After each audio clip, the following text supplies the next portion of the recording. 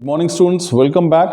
हम 10वीं क्लास का विज्ञान का पाठ पढ़ रहे हैं, जैव प्रक्रम यानी कि लाइफ प्रोसेसेस। उसमें हमने पढ़ा है कि हम सर्कुलेटरी सिस्टम पढ़ रहे हैं, परिसंचरण तंत्र या फिर परिवहन तंत्र। इससे पहले वाले लेक्चर्स स्टूडेंट्स यदि आपने सुने और देखे हैं तो आपको समझ में आया होगा कि हमने इसमें पढ़ा था कि मानव में परिसंचरण तंत्र किस प्रकार होता है। यानी मानव की बात करें या हम जनरल बात करें कि जंतुओं में किस प्रकार होता है।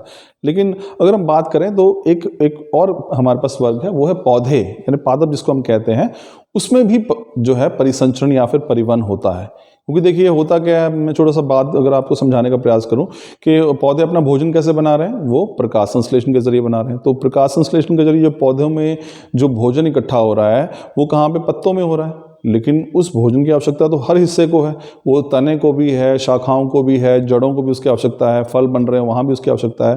तो भोजन जो पत्तों में निर्मित हुआ है उसका हर स्थान पे पहुँचना यानी उस भोजन का परिवहन जो है वो बहुत आवश्यक है। तो किस प्रकार से होगा वो हम देखेंगे।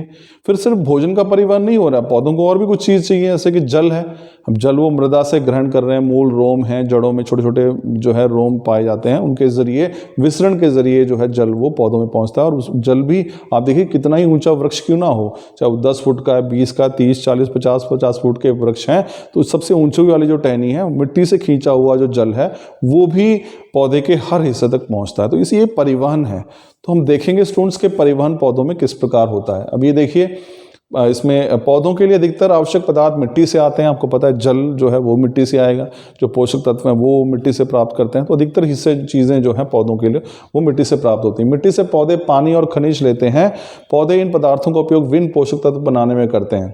तो देखिए हम बात करते हैं कि पौधों में परिवहन तंत्र की आवश्यकता क्यों होती है। मैंने आपको अभी समझाया था कि पौधों में परिवहन इसलिए आवश्यक है क्योंकि वो एक स्थान से प्राप्त कर रहे हैं, एक स्थान पर बन रहा है। जैसे जल की बात करें, वो जड़ों से प्राप्त कर रहे हैं जल पौधे जो हैं, लेकिन पत्तों को भी जल की आवश्यकता है, शाखाओं को भी जल की आवश्यकता है, फलों को भी जल की आवश्यकता है, फूलों को भी जल की आवश्यकता है।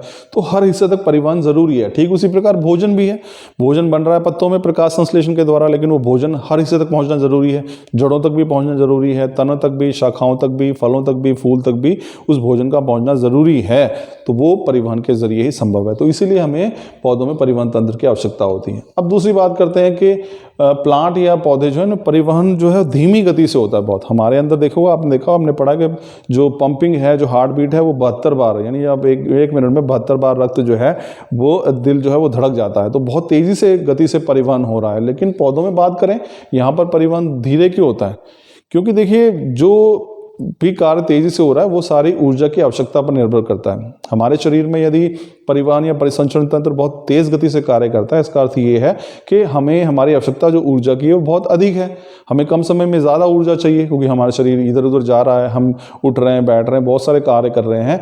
तो ये हम मूव कर सकते हैं, हम एक स्थान से दूसरे स्थान पर जाते तब भी हम ऊर्जा व्यय करते हैं, खर्च करते हैं। भोजन को पचाने में ऊर्जा खर्च होती है, शरीर के विभिन्न हिस्सों को हिलाने में, चलने में, उठने बैठने में ऊर्जा काफ़ी खर्च होती है। लेकिन बात करें पौधों की, वो तो एक स्थान पर स्थिर है, उनको बहुत ज़्यादा हिलना डुलना नहीं है, ऊर्जा की खपत बहुत कम है, तो बहुत धीमी। और दूसरी बात यह कि पौधे के जो अधिकतर हिस्सा है वो मृत कोशिकाओं का बना होता है। अगर आप ध्यान से, अगर आपको कुछ आइडिया हो तो ऐसे में चूंकि उनके में गति कम है तो ऊर्जा की खपत बहुत कम है, तो जो परिवहन है या परिसंचरण है वो बहुत ही धीमी गति से पूरा होता है, क्योंकि उनकी ऊर्जा की खपत जो है वो बहुत कम होती है। चलिए अब हम बात करते हैं यहाँ पे स्टूडेंट्स जल के परिवहन की।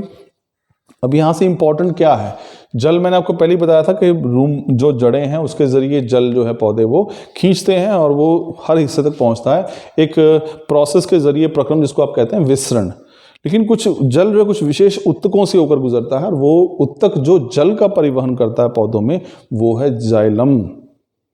तो ये नाम ध्यान रखिए, जाइलम है, जाइलम और जल। जाइलम भी ज से है और जल भी ज से है। तो अगर आपसे पूछा जाए कि पौधों में जल का परिवहन कौन सा उत्तक करता है, तो आपका उत्तर होगा जाइलम। तो जाइलम उत्तक जो है वो इस पूरा नली का तंत्र जो है, ट्रांसपोर्ट सिस्टम बनता है पूरा से, ट्यूब्स और नलियां होती हैं, नली वहिकाएं होती हैं, जिसके जरिए जल जो है वो पौधे के हर हिस्से तक पहुंचता है। अब बात करते हैं भोजन के परिवहन की। तो स्टूडेंट्स ध्यान रखिए, भोजन जो है वो फ्लोएम के जरिए, एफ से फ्लोएम और एफ से फूड, इसको ध्यान रखिए। तो पौधों में कौन सा उत्तक है जो भोजन का परिवहन करता है? उसका नाम है फ्लोएम। तो फ्लोएम उत्तक द्वारा जो है वो, अगर आप देखेंगे तो वो उत्तक जो है इसका परिवहन करता है, किसका? भोजन का। तो मेन चीज़ ये ध्यान रखिए कि पौधों में जल का परिवहन जो है जाइलम उत्तक के द्वारा होता है, उत्तक के द्वारा होता है, और भोजन का परिवहन जो है फ्लोएम उत्तक के द्वारा होता है। तो ये था स्टूडेंट्स हमारे पास परिवहन पौधों में जल का और भोजन का। आई एम श्योर आपको टॉपिक समझ में आएगा। Thank you.